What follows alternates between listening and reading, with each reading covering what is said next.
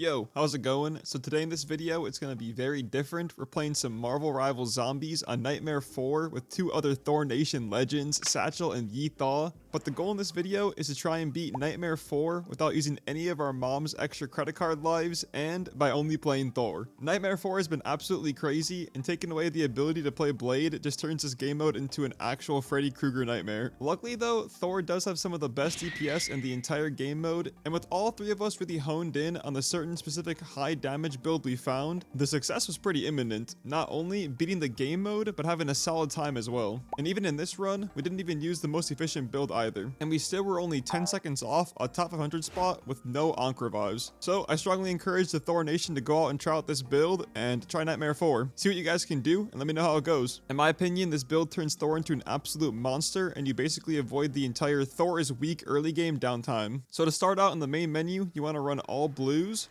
Overall, if you're struggling with HP, or if you're under level 40, you can grab yourself a few reds, since the blues don't help you out as much as they do for Blade and Punisher. However, at the end of the day, the more power you have, the faster your time. So just keep that into consideration whenever you're going for either the attack speed or more HP. Once you get into the game though, your primary focus is going to be grabbing yourself somewhere around 110 to 120 blue power by round 1. As long as you have about 120 by round 3, you should be fine on time. However, it's going to become quite a problem if you're at 110 to 119 by round 3. In those blues, you want to make sure that you have the card Endstorm, which allows you to have the Super Saiyan Awakening shots, and once you grab that, your run is pretty much already golden. Get to 120 no matter how you can. The ones you're going to be looking out for mainly are going to be Cranium Crusher, All Father's Might, and Enchanted Flurry. And keep an eye out for the Rune Recycle, the one that gives you all of your Thor Force back depending on how much damage you do to the enemies. Thunder Havoc is the only one I'd recommend grabbing as well if you're just struggling to reach 120 in the very beginning, but I strongly recommend staying away from Awakening Duration, or Prolongation, if you're looking at the card's name itself. Every hero has an optimal build in this game mode, and you will be hard punished for seeing and clicking random upgrades just because they say Legendary on them. So for instance, Blade's best build right now is the red build, but it's not just any red. You only want to be building Ancestral Blade damage, and you want to avoid any other upgrade like his ultimate or the lifesteal effects. You'll start to notice that your damage and power ramps up a lot faster than any other build, and I have actual proof of this as well playing with Bad GD and Team Captain, where they had solid builds only looking for certain specific reds, and I was clicking around and grabbing whatever looked good. And even though I was using my ultimate and my spin move, they were still miles ahead of me, sitting in a corner holding down left click.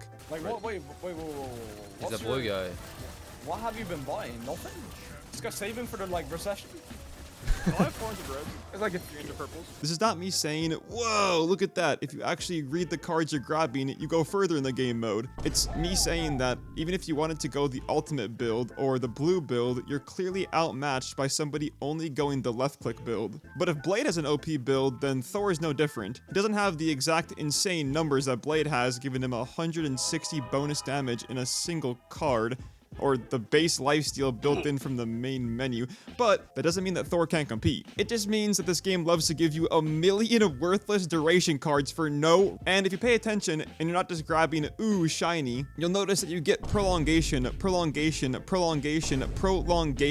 almost every single refresh, and it's a legendary one almost every single other refresh. If I were to grab the amount of prolongations it was giving me, I probably would have upwards to 1200 to 2000 active duration time, which you'll just never need. You don't need what? The most you need is like 80. Once you reach 120 blue power, just start grabbing Vitality, Power, and Moonlight Protection. Oh, and 2 Vampire Vitalities. Avoid the Lightning and the Snow though. You can look into grabbing 1 or 2 of those, like the Zeus Lightning by round 15 if you're still struggling with waves of mini monsters, but in my opinion, the damage increase from stacking blues is just better. So with all that broken down, some very important topics to note now is try and avoid using your ultimate overall, period. When the zombies are in the sky, you're less likely to be hitting headshots and less likely to be piercing all of them, lowering your DPS in general and shaving off time. Not only that, when you get to the later rounds, the game becomes a bit stuttery, and having exploding flying zombies in the air, it's just terrible. And then also, sometimes the grenade zombies, even though they're stunned and in the air, they'll still be in the grenade throwing animation, and you'll just get stuck in midair getting hit by a bunch of grenades. It lags out pretty hard sometimes. If you're trapped in a corner, then yeah, by all means, use your ultimate. And also, if you're going to use your ultimate and you find yourself landing on acid or big monsters quite a bit, try to use the guardrails or the signs to slide off. The bugginess of this game mode can be extremely overwhelming, and if the game mode is allowed to be a bit glitchy, then so are you, bro. Thor's lightning realm in this game mode is also incredibly strong. You'll start to notice that 2 out of 3 special zombies don't actually do anything when you're up close. So if you electrify the fire zombies and the runners and just walk into the grenade zombies or the green zombies, a lot of them just end up throwing their projectiles where you were as opposed to where you are. While all the fire zombies get zapped and get stunned, you can just walk forward, go into the grenade zombies, and yeah, basically, I'm explaining all of this just to say, do not use your ultimate. Once you learn the elemental zombies movements, you can train them like you're playing Call of Duty. After all those problems are noted, the most important and biggest problematic issue I always see whenever players are playing is on round 15 or round 20, you just get one shot. On round 15, you're battling Namor and Scarlet Witch, so be careful getting bubbled randomly and then blown up by either a zombie around you, a grenade, or just you can't lifesteal enough and you get one shot. And then on round 20, be careful you don't get one shot in general by both Scarlet Witches, who can just team up you at the exact same time, or their stuns, or their blow-ups. There's a lot to worry about on round 15 and 20, and if you don't have your HP above 12,000 and a lot of protection or Moonlight Blessings, the mitigation, the rounds are going to feel horrible. You're going to die off cooldown, and a lot of us, even when we were playing solo Thor, we just died. That's kind of why we had to play the 3-man or the 4-man, or I guess the 2-man, because none of us could stay alive long enough to be able to defend ourselves. It was just, we're cooked. If you have the damage to be able to make it to round 20, then just buy HP, buy Vitality, buy Moonlight Protection towards the end. You don't need the extra damage, it's fine. You really will see your damage increased by you just staying alive in general. Just stay alive. So with all this already being said, remember, this is just a game mode. It's a game mode in the fun game that we play. As sweaty as this video sounds, the fact that Nettie's cooked with an idea on such short of time, it really just shows the limits seem pretty much endless with the temporary game modes we're getting. We got a freaking TFT board game, an Unreal Arena style game mode, and then a PvE game mode, all within under a year of the game's release itself. Honestly, it's only time until we get a battle royale or a MOBA. It's gonna be crazy.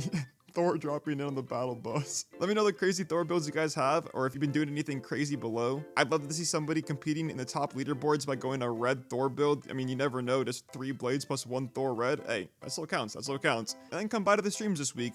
We're finishing the One Above All console challenge. We're watching MRC. They're all in Atlanta right now. It's pretty crazy games. And then also we're playing some scary variety games with Bad GD, Team Captain, and potentially, hey, we'll see.